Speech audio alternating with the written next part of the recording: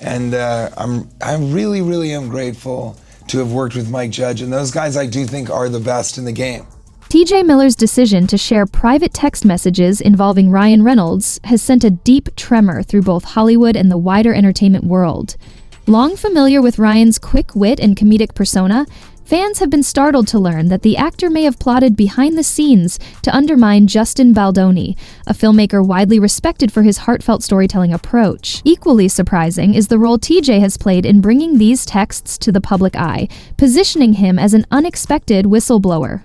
With the entertainment industry still absorbing revelations about Blake Lively's behind-the-scenes moves, TJ's new disclosures threaten to reorient the entire narrative around the tensions swirling around Justin's new film adaptation. While rumors had already been afloat regarding friction between Blake and Justin, they mostly centered on Blake's dissatisfaction with Justin's multi-layered involvement. He was directing, co-writing, and also serving as a lead actor, a trifecta of creative control that Blake apparently felt sidelined her own input. Despite a carefully maintained outward appearance of mutual respect, stories trickled in about on-set disagreements and subtle hints of irritation that emerged in interviews. This saga initially focused on Blake's allegations that Justin was orchestrating negative stories about her, fueled by strategic leaks. However, TJ's revelations now paint a more nuanced picture. Far from passively watching events unfold, Ryan was evidently contributing to strategies designed to tilt the production in favor of his wife, or at least to pressure Justin into accepting certain demands. TJ's role as a go-to evil circles is well known. Having occupied comedic spaces in film and television, he has occasionally appeared alongside both Ryan and other high-profile actors. His boisterous personality and improv style have often endeared him to colleagues, who found him disarming and entertaining. Yet most people never expected that TJ would be the one stepping forward with evidence that calls Ryan's motivations into question.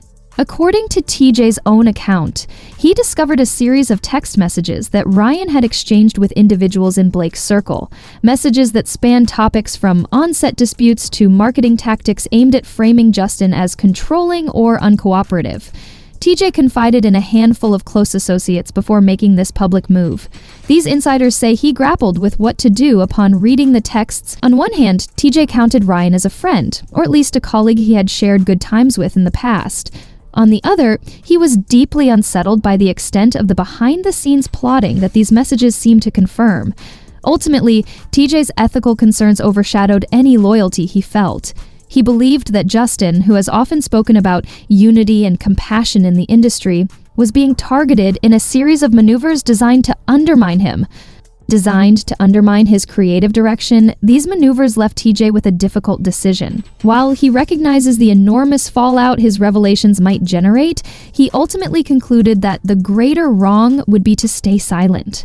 Before TJ's disclosures, the industry was already buzzing about Blake's behind-the-scenes activities. Text logs released by Justin's team had shown that Blake frequently referenced her powerful connections, her so-called dragons, and vowed to use their clout if she felt her creative input wasn't taken seriously. These revelations caused a ripple of suspicion regarding how deeply Ryan might be involved. Initially, however, the public remained unsure if he was truly complicit. That ended up actually getting picked up and doing very well, and I was one of two people maybe, and then I get a call from my managers and my agent. They were both on the line, which means it's something serious. Right. Either you got the job or there's something wrong. Yeah. And they said, so you were the choice, but the network said that your eyebrows would be too distracting. Oh, what? Oh no. And then they went like, so what can we do about your eyebrows? Perhaps Blake name-dropped Ryan without his knowledge. Maybe he was simply being protective of her. But TJ's disclosure removes much of that ambiguity. Portions of the texts reportedly show Ryan responding eagerly to Blake's updates, offering suggestions on how to reshape press narratives, or even hinting at ways to provoke Justin into making a misstep that could later be used against him. The specifics of how TJ came into possession of these messages remain under wraps. One unconfirmed theory suggests that he received them from a third party associated with Blake's own legal team, perhaps someone troubled by the moral implications of the campaign being waged against Justin. Another rumor suggests TJ stumbled across the texts inadvertently while coordinating a joint project with Ryan. Regardless of the method, what is clear is that TJ spent time verifying these documents before stepping forward. For someone who has navigated comedic circles in unconventional roles, the seriousness of TJ's tone in revealing the texts marks a departure from his usual persona. By the time he made these disclosures, the unfolding controversy had already taken an extraordinary turn. Blake's attorney, a high-profile lawyer known for representing elite clients, abruptly withdrew from the case and issued a statement insinuating that certain key claims by Blake were incompatible with the evidence. That exit alone sent shockwaves through Hollywood, where attorneys typically make quiet departures or issue non-committal statements.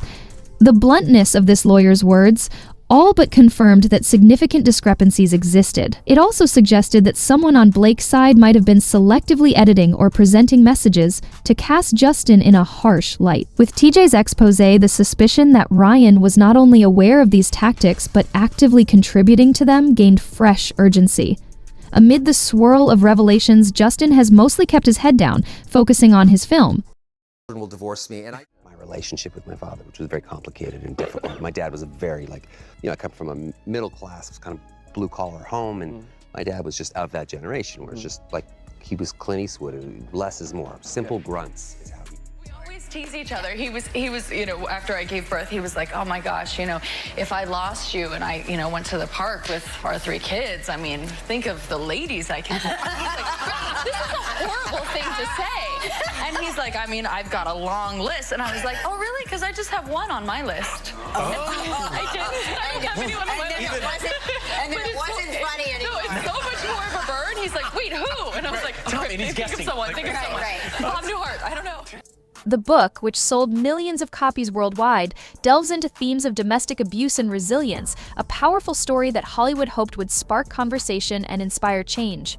Blake's lawsuit claims that the abusive dynamic on screen was mirrored off screen, with Baldoni allegedly engaging in repeated acts of harassment, ranging from unwanted physical contact to inappropriate comments, and creating a pervasive atmosphere of fear and anxiety throughout the production. Filming began, and all seemed well, at least from the outside.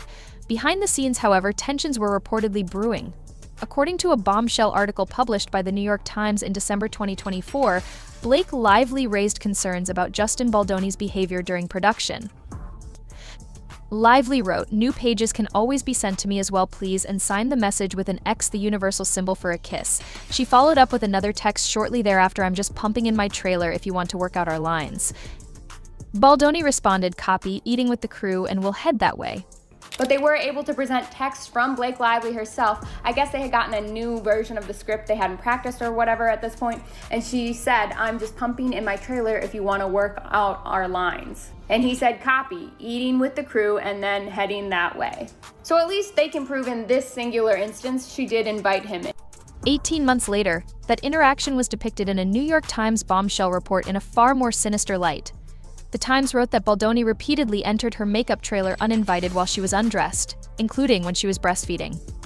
And I think the truth lies in the middle, because Justin is putting out some interesting counter-arguments in this new suit that he's actually suing the New York Times. Now, is he going to win? I don't think so. I think it's an incredibly hard battle to win. But now, with what we've seen Trump do with George Stephanopoulos, who knows anymore where these things are going to. That discrepancy is one of many highlighted in the scathing $250 million lawsuit filed Tuesday afternoon by Baldoni against the New York Times in Los Angeles Superior Court.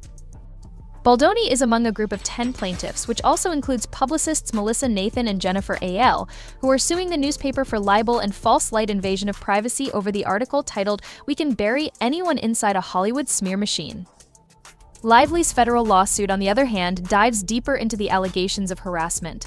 She claims Baldoni's behavior began subtly but escalated over time, leaving her feeling unsafe on set.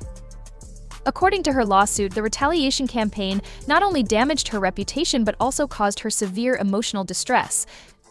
The 87-page complaint, which also accuses the New York Times of promissory fraud and breach of implied contract, offers a rebuttal to the narrative set forth in the 4,000-word article that has rocked Hollywood and led to WME dropping Baldoni as a client just hours after publication. Justin also leveled accusations at Lively's husband, Ryan Reynolds, for being aggressive while defending the Gossip Girl actress. According to the lawsuit obtained by E! News, it reads, quote, Lively's husband, Ryan Reynolds, had aggressively berated Baldoni during a meeting at their penthouse in New York, accusing him of fat-shaming Lively, and that the couple's, quote, inappropriate and humiliating berating of him was delivered as other celebrity friends were coming in and out of their penthouse.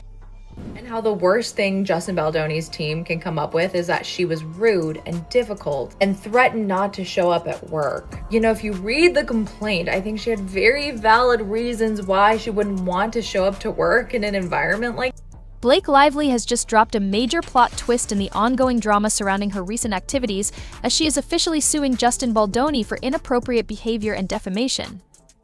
But when she did, the article claimed Baldoni and his team retaliated with a calculated smear campaign aimed at discrediting her. Baldoni's lawyer, Brian Friedman, made it clear in a statement to People that this impending lawsuit will expose what he says is the truth behind Lively's complaint. He said, quote, "This is not a response or countersuit. It's a deliberate pursuit of truth." This article triggered Baldoni's $250 million defamation suit, in which he accuses the New York Times of deliberately distorting facts and cherry-picking evidence to create a narrative of misconduct. Meanwhile, Blake Lively filed her own lawsuit detailing allegations of harassment and retaliation. Now, both cases are headed for a legal showdown. During improvised kissing scenes, and also shot those scenes more times than would be expected to be reasonable, and during a scene where no audio was recorded, that Baldoni spoke to her out of character, not as the person he plays in the film, then licked her neck and said it smells so good, and after being confronted by this behavior, told Lively that he wasn't even attracted to her. Again, this is according to the complaint. The New York Times article alleged that Baldoni orchestrated a smear campaign to silence Lively after she brought up concerns about his behavior.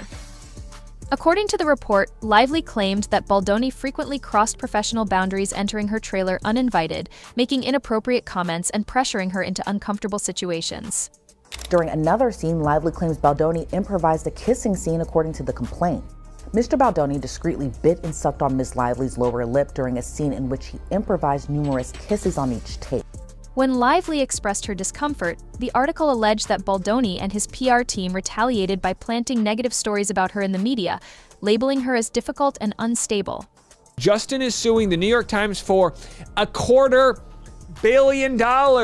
Holy hell, this is insane. I mean, he's gonna have a hard time proving it, right? I mean, we're gonna have to see. No one just sues the New York Times, or do they? I don't. But Baldoni's lawsuit paints a different picture. In it, he claims that the New York Times selectively quoted texts and emails, stripping them of critical context to make him look like a villain. He argues that the article has caused irreparable harm to his career and personal life, and he's seeking $250 million in damages.